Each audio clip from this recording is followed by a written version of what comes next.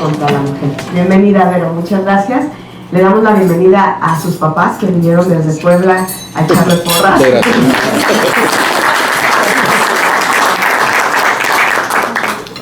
Sí, también su papá es abogado, entonces aquí, gracias por acompañarnos. Muy buenos días, perdón por interrumpirlos en el bocado. Muchas gracias por la invitación, sobre todo a la maestra Edna Franco, que me hizo favor de invitarme a dar este tema. Lo platicamos y creo que no solamente lo necesita la sociedad oaxaqueña, lo necesita todas las sociedades del mundo, porque la violencia ha crecido, se ha magnificado, la vemos y no solamente la experimentamos en las calles, sino la experimentamos sobre todo en nuestras casas, en donde de 7 de cada 10 agresores son familiares de las mujeres, familiares o conocidos. Entonces, partiendo de eso, es que traemos el tema violencia económica dentro del delito de violencia familiar, legislación del Estado de Oaxaca. Quiero dejar muy en claro que la violencia contra la mujer es una forma de discriminación y un mecanismo para perpetuarla. Esto quiere decir que si continuamos con los niveles de violencia que no permiten que tenga un desarrollo de la personalidad integral, que se pueda magnificar, que pueda ser un ser humano, esta violencia ya genera una violación de derechos humanos. ¿Por qué?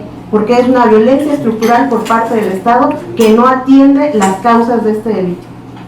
En primer lugar, la violencia contra las mujeres es una forma de discriminación hacia un grupo vulnerable. La primera causa de vulneración, ¿cuál va a ser? La pobreza.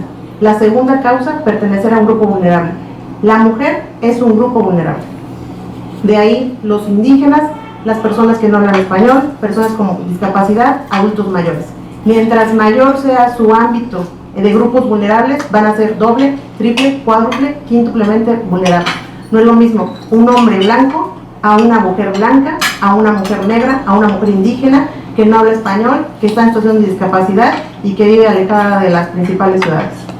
Son causas de exclusión y es una negación total de los derechos, no solamente de los derechos civiles a los que estamos acostumbrados, sino de cualquier tipo de derecho o cualquier tipo de seguridad o estructura que pueda dotar el Estado. Entonces, el primer requisito es que la violencia es una forma de discriminación. Perpetuarla es evitar que el desarrollo integral de la persona en las mujeres tenga un desarrollo. Si lo evitamos, la sociedad tampoco avanza.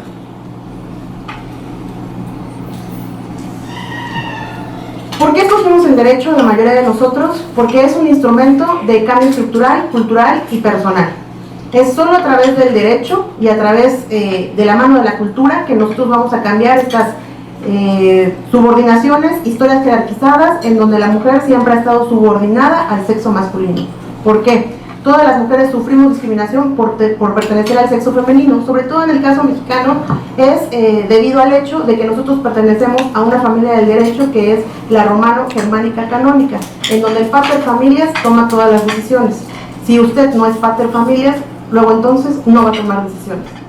Las mujeres, para el siglo XX, siglo XXI, tomamos decisiones, pero esta subordinación, esta jerarquización al sexo masculino no se elimina. Entonces tenemos un encontronazo de nuestra familia del derecho con esta nueva inclusión de todas las personas sin discriminación. Artículo primero, párrafo primero. Todas las personas sin distinción se les reconocerán estos derechos: sexo, raza, idioma, preferencia sexual, etc. Entonces tenemos un sistema patriarcal, una familia del derecho patriarcal y nuevos derechos en donde ya se están reconocidos, pero en la práctica, a la luz de Ferrajoli, no tenemos las garantías, y Sarebelsky, para hacer o para ejercer esos derechos. Nosotros estamos hoy, ¿cómo vamos a ejercer esos derechos y cómo vamos a cambiar el mindset o cómo vamos a cambiar la forma en que vemos a las personas? Si yo tomo decisiones en la mañana y no estoy consciente de la violencia que estoy generando, está completamente invisibilizado.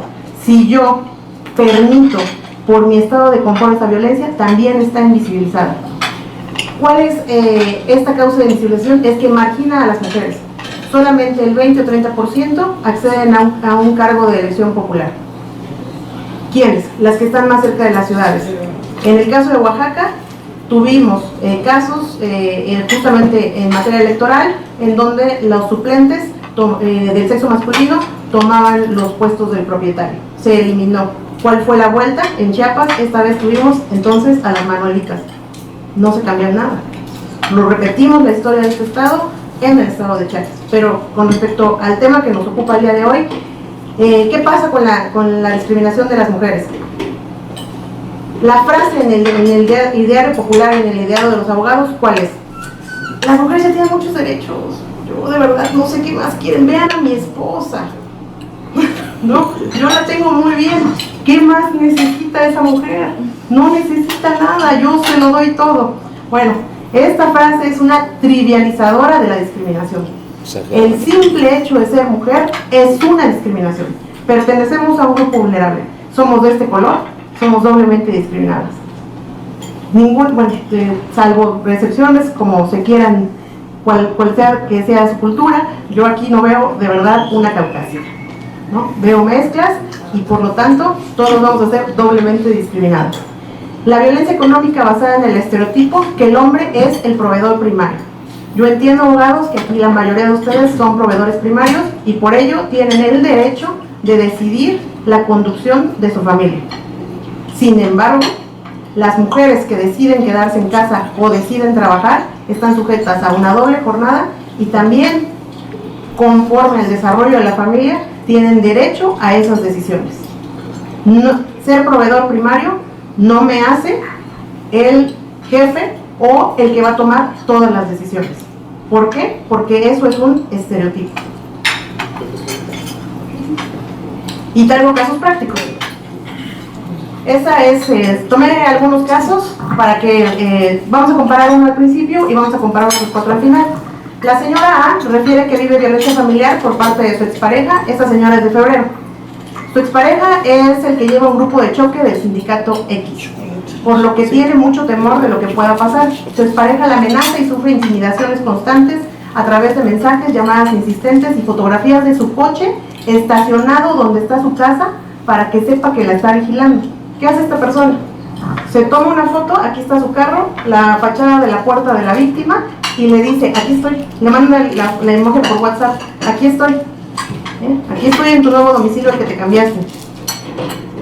Por lo que sufre violencia psicoemocional, situación por la que se ha tenido que mudar, pero ahora que encontró su nuevo domicilio y descubrió que tiene una nueva pareja, las amenazas e intimidaciones son más graves.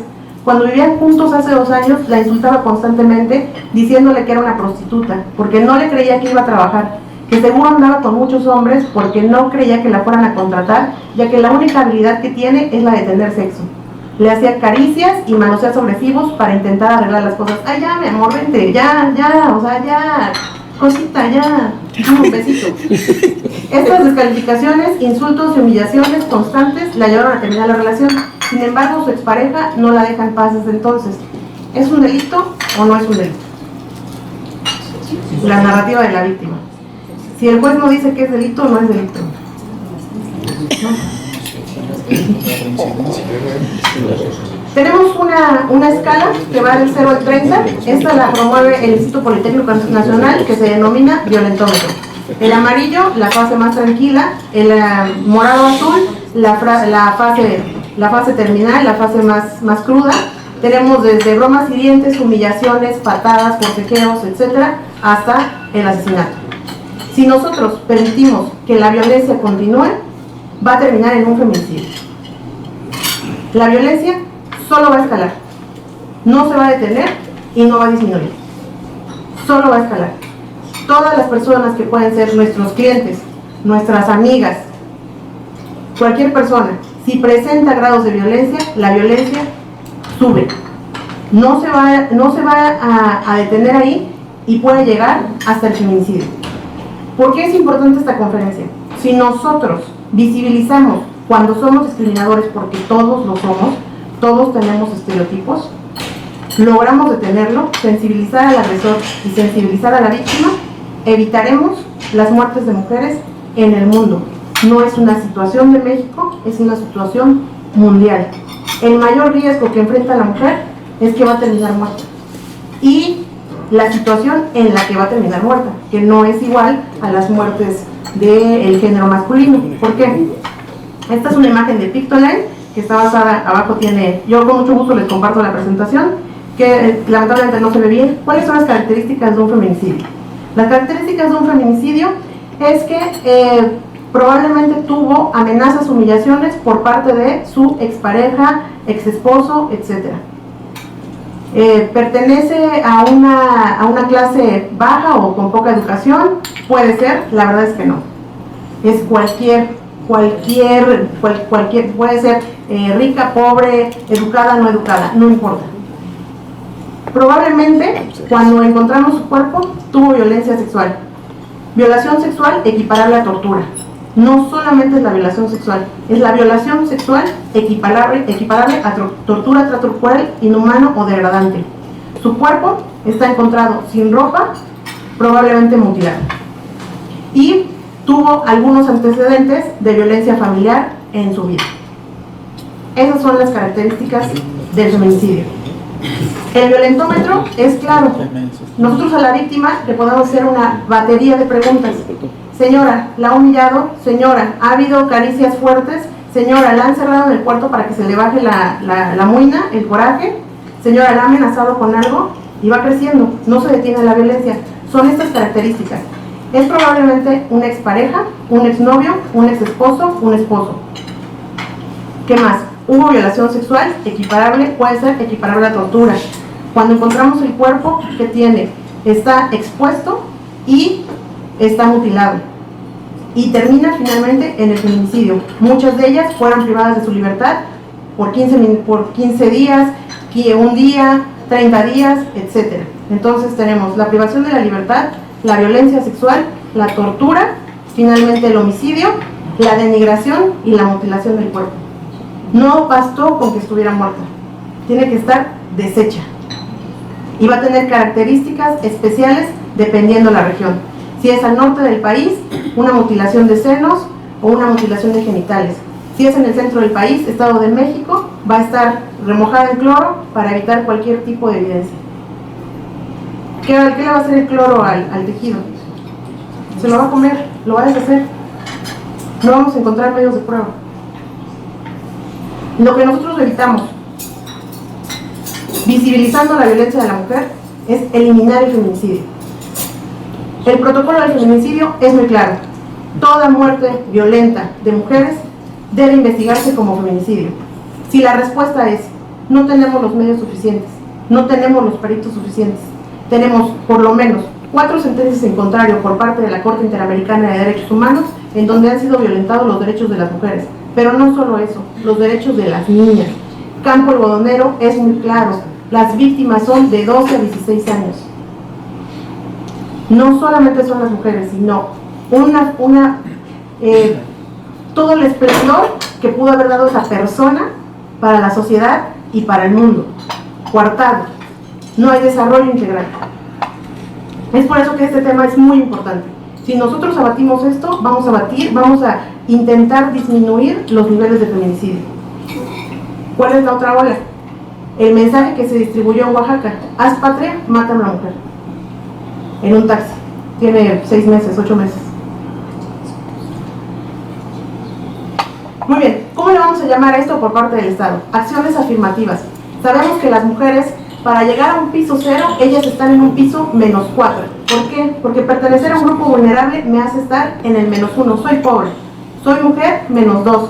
Soy pobre, mujer indígena, -3. Soy pobre, mujer indígena con discapacidad, -4. Soy pobre, mujer indígena con discapacidad y no hablo el español, -5. Soy pobre, mujer indígena con discapacidad, no hablo el español y soy adulto mayor. No tengo posibilidades de acceso a ningún derecho. Si mi cliente es esa persona, es la que necesita más apoyo. ¿Cuál es la discriminación? Como lo marcábamos en el artículo 1, párrafo 1 de la Constitución Política de los Estados Unidos Mexicanos. Ningún elemento debe tener que yo tenga un estereotipo y que le niegue un derecho o le imponga una carga. ¿Cuáles van a ser los motivos de discriminación? El primer motivo es la pobreza. ¿Qué tenemos? Nardas. nos reservamos el derecho de admisión. Aún se usa, hay una tendencia completamente a eliminarse, no así a partir de las 10 de la noche en adelante. Nos reservamos el derecho de admisión con el señor Cadenero. Para la mujer, ¿cuál va a ser? Discriminación por razón de género. El simple hecho de ser mujer la hace ser un grupo vulnerable y que necesita mayor atención. Eso quiere decir que si yo tengo dos víctimas y una es hombre y otra es mujer, la mujer necesita mayor acceso. ¿Por qué? Porque es un grupo discriminado, está en los últimos peldaños para llegar al cero, no para que tenga un desarrollo, para que llegue al cero. Es por eso la existencia de fiscalías especializadas. Pero es que yo creo que le están dando muchos derechos. Sí, señor, pero usted no ha tenido que sufrir eso para llegar al cero. Y usted tiene todas las otras instituciones a su disposición. Nada más déjele una fiscalía especializada que está abarrotada. Por favor. ¿Cuál va a ser la perspectiva de género? La perspectiva de género no solamente va a beneficiar a las mujeres, nos va a beneficiar a la sociedad en su conjunto, porque tenemos sentencias criterios por parte de la Corte que también benefician a los hombres. Están basadas en estereotipos en que los hombres son proveedores y las mujeres son cuidadoras. Establecer como argumento en mi demanda familiar que por ser mujer se me debe establecer la custodia y guarda de los hijos es un estereotipo. Conmigo va a tener las mejores condiciones, pero no por ser mujer. Es un estereotipo que beneficia a los hombres. La perspectiva de género beneficia a la sociedad en su conjunto. Hablamos de la mujer por el caso especial que nos ocupa, que es la violencia familiar, pero no, la perspectiva de género es más allá de los derechos de las mujeres. Tenemos otro criterio de la Corte en cuanto a pensiones para hombres, por parte del ISSSTE. ¿Cuál fue el criterio del ISSSTE? ¿Qué le pedía a las personas para tener pensiones? A las mujeres les pedía su acta de matrimonio, y a los hombres, ¿qué les exigía? Su acta de matrimonio y que comprobara la dependencia económica. ¿Cómo va a comprobar la dependencia económica en este país? Prácticamente imposible. ¿Por qué a unas les pides un documento y al otro les pides un procedimiento imposible? La perspectiva de género también apoya a los hombres para que no estén en el estereotipo de que tú eres proveedor y por lo tanto no tienes derecho a una pensión. Y es prácticamente nuevo. La Comisión Nacional de los Derechos Humanos tiene por lo menos desde el 2014 al 2017-18, que fue este criterio, marzo de 2018, tenía muchas quejas en el ISSSTE por esa negación de las pensiones. Entonces la perspectiva de género no solamente apoya a las mujeres, sino apoya a la sociedad en su conjunto. Cuando nota un estereotipo, ¿qué significa un estereotipo? Que impone una carga, niega un derecho, impone una carga, me hace ser proveedor. Oye, pero yo me quiero quedar en mi casa con mis hijos. Ah, ok. Sin el estereotipo, tú lo puedes hacer. Tú puedes acceder a una pensión. Entonces la perspectiva de género abona a la sociedad en su conjunto, no solamente a las mujeres. ¿Cuál es el marco jurídico contemporáneo federal? Tenemos una ley federal para prevenir y eliminar la discriminación. Por eso abrí esta conferencia estableciendo la violencia de la mujer es una causa de discriminación. La Ley General para la Igualdad de Mujeres y Hombres, Ley General de los Derechos de Niñas, Niños y Adolescentes, por lo que les comentaba, campo algodonero. El mayor caso de violencia sexual lo tenemos en niñas, niños y adolescentes. Probablemente el 70% del 100% de los agresores es un primo, hermano, padre, padrastro o amigo de la familia.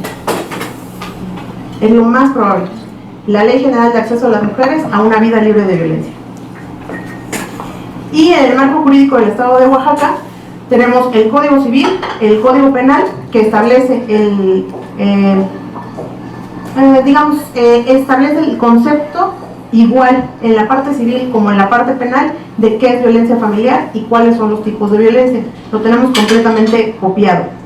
La ley de igualdad entre hombres y mujeres, la ley estatal de acceso de las mujeres a una vida libre de violencia, ley contra la violencia y el acoso entre iguales, que nos establece un consejo que no se ha llevado a cabo, es muy nuevo, final del 2017, tenemos que presionar a nuestros legisladores que se lleve a cabo el consejo, y la ley de asistencia y prevención de la violencia familiar.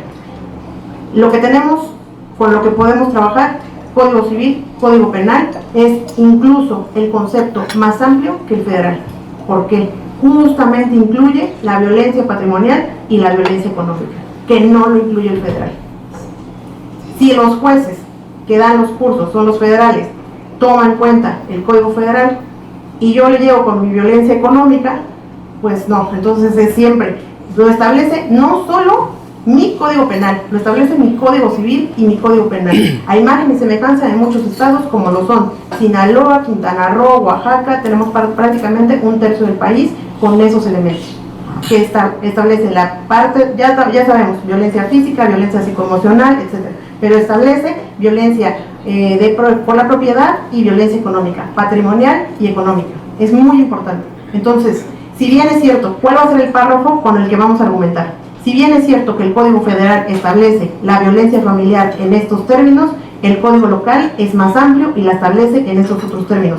Ayúdenle al juez, ¿no? Bueno, ayúdenle al secretario, ¿no?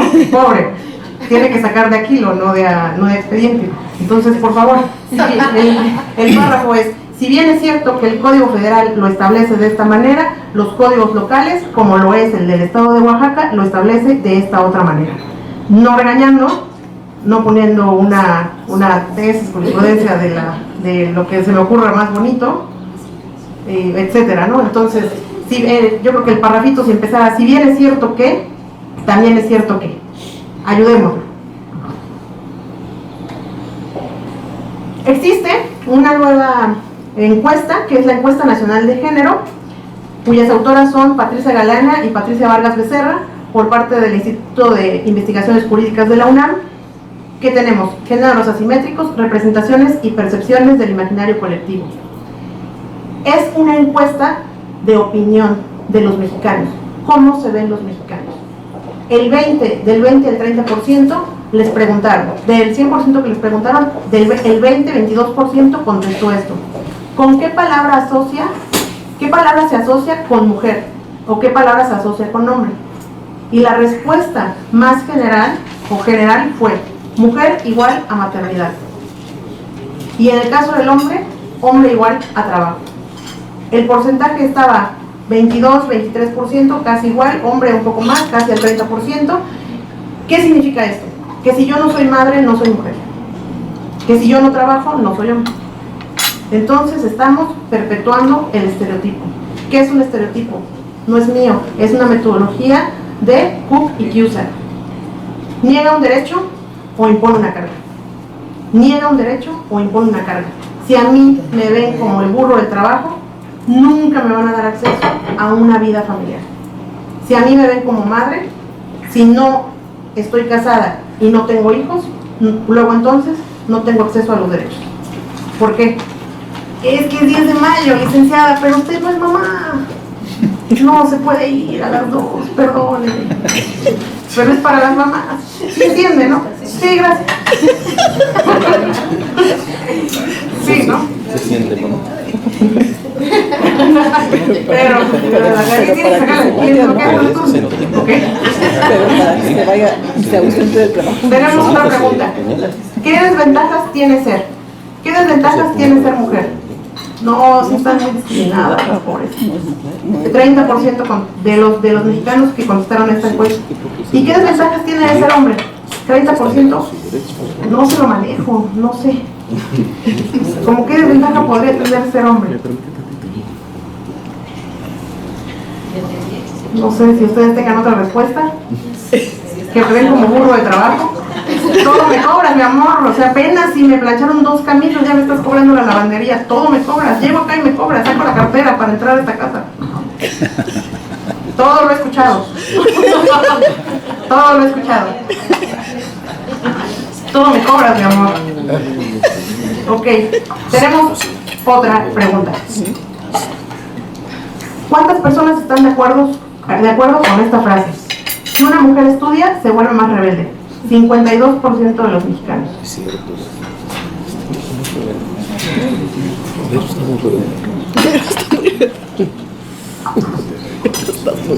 23% de las mexicanas piden permiso para salir a trabajar. Mi amor, ¿me das permiso de salir a trabajar? Solo si es medio tiempo y no descuidas a los niños.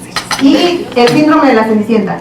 Cuando termines de lavar, planchar, tener acomodado, tener tu vestido, podrás salir a trabajar. Solo cuando termines de hacer esto. Síndrome de la Cenicienta.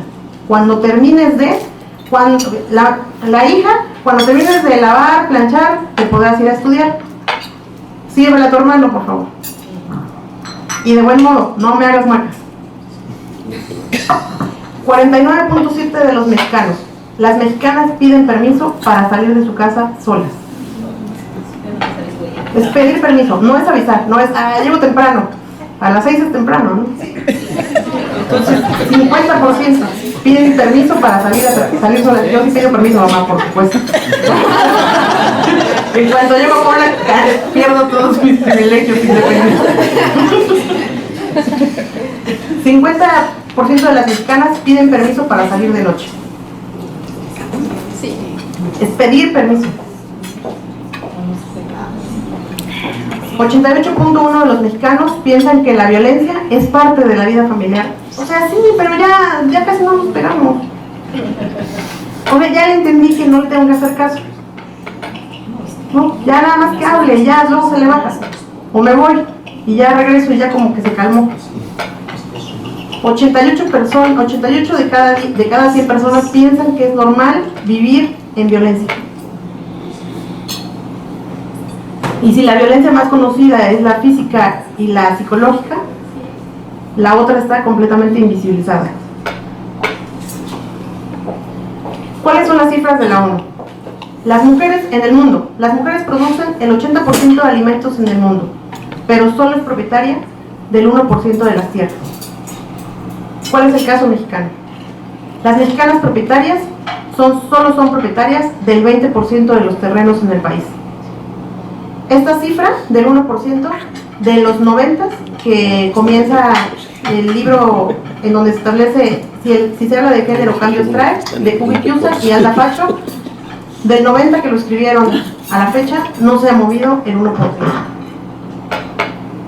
30 años y no se ha movido el 1% en el mundo. El nivel de vida de los mexicanos en la expectativa de los 90 bajó al 2018.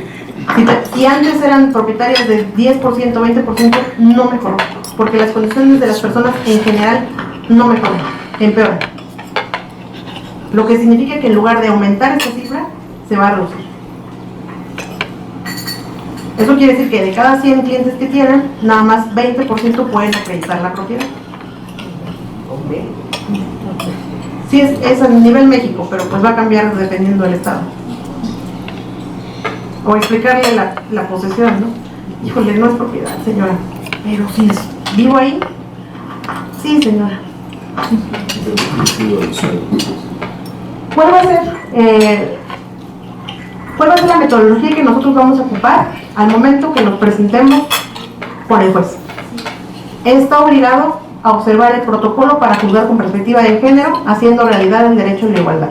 2 ediciones, 2014 y 2015. Está basado en una metodología propuesta por Cook y Cusack. ¿Quiénes son estas autoras? Son autoras centroamericanas que se dedicaron a analizar sentencias internacionales en el mundo. En todos los tribunales del mundo tomaron muchas sentencias y ellas crearon esta metodología que establece qué es un estereotipo, qué es discriminación, qué es género, qué es sexo, qué es un estereotipo. ¿Niego un derecho o impone una carga? Si yo niego un derecho. Y tienen otra metodología que es la metodología de la sustitución. Las mujeres deben quedarse en su casa. Cambiamos el sujeto. Los hombres deben quedarse en su casa. Cambia mi perspectiva, tengo un estereotipo. Los negros están hechos para trabajar. Los niños están hechos para trabajar. Cambio mi idea, tengo un estereotipo. Los hombres blancos son ejecutivos de banco. Los hombres negros son ejecutivos de banco. Cambio el sujeto, cambio mi perspectiva, tengo un estereotipo. Cuando yo tenga duda si tengo un estereotipo, cambia el sujeto. Yo pienso que mi cliente es mujer. Bueno, lo voy a cambiar a hombre. Si le pongo Alejandro, ¿cambia mi forma de ver el caso? Si su denuncia incluye la frase conocida porque es prostituta, porque muchos hombres van a su casa, etcétera, no tiene perspectiva de género esa denuncia, porque es conocido por sus vecinos que muchos hombres le tocan en la puerta en las noches. ¿Qué me está diciendo el abogado? que está atacando a la moral de la víctima. Y eso tiene que ver en su denuncia.